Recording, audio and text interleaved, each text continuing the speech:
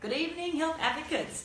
Look, I've done a bit of a change this evening. We finished last week off the importance of iron and your cash in your bank, and I was going to talk about a bit of iron overload, but look, stop the press. We did a great Facebook post, and it said, say no to sugar, and artificial sweeteners are not the answer.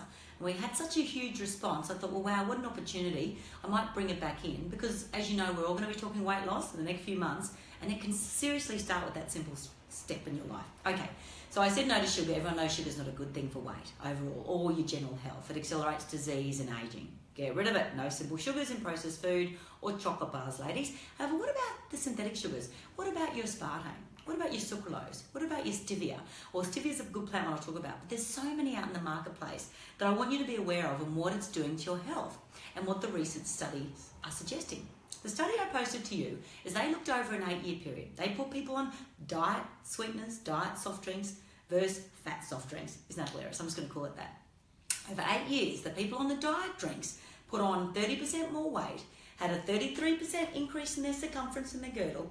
That is not good, guys. What's that mean? Accelerated disease. And here they were the whole time choosing a diet option to lose weight and to be healthier. And it was the reverse outcome. Let's look at why. We're going to talk about why they do it to you. I'm going to talk about a clear management plan at the end. If you do a little bit addicted to those sweeteners, how to get off them and how to gain a healthy optimal weight range. Okay, what's the first thing they do? The first thing they do is change your metabolic response. And guys, what I mean by that is when I go and have a sweet, like a Diet Coke, for example, and I use that because it's an easy analogy, it's full of sweetness. So all of a sudden I get the dopamine lift, which I want. But the next thing is I've got no calories in it. So I don't get that sweep through to appetite my sugar craving, okay? So the first thing my body does, it goes onto this chronic alert of, I need sugar, I need sugar. So automatically you feel hungrier, automatically you have sugar cravings, and automatically you destroy that leptin response, meaning you never feel full. So obviously the long-term outcome is you're going to go and eat more, and that's not what you want. Okay, so that's not good. The second thing it does is you cause weight gain, and you do it because it changes your microbiome. You know I'm big into probiotics because always your gut and your health starts in your gut. Okay, so if I'm going to destroy my microbiome by not giving it the carbohydrates and sugars, the healthy ones it needs, obviously I'm going to have a weight gain issue. My fatty acid synthesis changes and everything goes pear-shaped and I run inflamed. Okay, what about the long-term serious health outcomes? And this is what the paper said, and it was cancer. And it came out of Harvard University, and it said, the prolific explosion, the use of these sweeteners in our diet now are now causing early signs of lymphoma. And this is cancer, guys. And it's a white blood cell cancer. I don't like seeing it. It's a slow progressing cancer, and it's one thing they've found, and they did it in mice, and I know we've got to take the extrapolation of faith, but it was clearly evident. So what are these, guys, if you've got them in your diet? Now, it's just not the sweeteners you're thinking, like in your chewing gum, in your toothpaste, in your mouthwashes. They're in your, obviously, your diet Cokes and your diet drinks and your diet cordials. But guys, they're actually in all processed food, and they're hidden. And they're hidden in a format called high fructose corn syrup. Well, congratulations, America, you did a GMO corn, and what you gave us was a sugar substitute called corn syrup. It's not good for us. You really have to read your labels, and often it's disguised as a flavouring or a sugar or a sweetener. Remove it. You need to cook your food, or look where your food's cooked.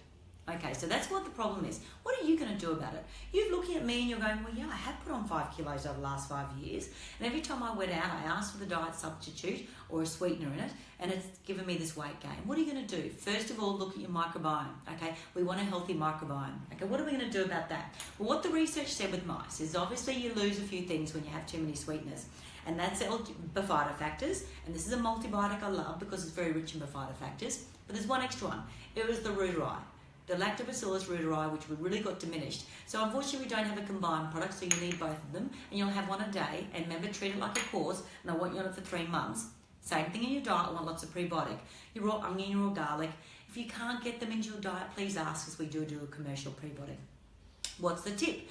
Curve the sugar cravings. Okay, how are we going to do that? The first thing I want you to think of is eat salty food. Add salt to your food. Okay, what do? I love bone broth. Why? It's good in fats, it's good in natural salts. It can curb my sugar cravings. But that's just not all. If we did an oligo scan and I saw you reduced in chromium, I'd absolutely bring chromium in. Now, chromium works like a treat, but you've got to treat it like a food and have it 3 times a day. Glucose Control is a great brand I like. It's got chromium, it's got B6, it's got biotin. These are all rebuilders of a good insulin. Remember I said that metabolic response? I need good insulin, and that's how we make it. What about when your adrenals get stressed? Because that's obviously what they do, because that adrenals makes cortisol, which makes that glucose controlling hormone support your adrenals. The second thing we find is people have really stressed adrenals because they're addicted to sweeteners. So get rid of them. Remember, sweeteners can also be in the disguise of a la chocolate, because a la chocolate is full of high fructose corn syrup. So chocolate is not good for us. Okay, so we spoke about our microbiome, we spoke about curbing our sugar cravings, we spoke about what foods and things to avoid. What about what also, the last thing I want you to do is a good night's sleep. One of the hormones I said was leptin. Leptin and ghrelin are your weight loss when I'm full or when I'm hungry hormones. They require good night's sleep, ladies. So you know we do a wonderful amino acid sleep repair powder. Get a good night's sleep. It helps you detox and repair those hormones. And probably the last thing else I want you to think of is, what is a good healthy weight range? If you want tips, jump on Facebook now and ask me for my guide of effortless weight loss or good weight loss zones for you.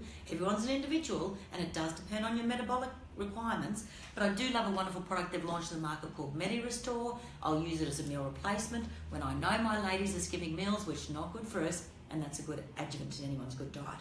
We are going to be launching a clean program coming into September about weight loss and detox, and that's a big component of it. Guys, thank you for listening. Thank you for feedback on Facebook, and adios amigos.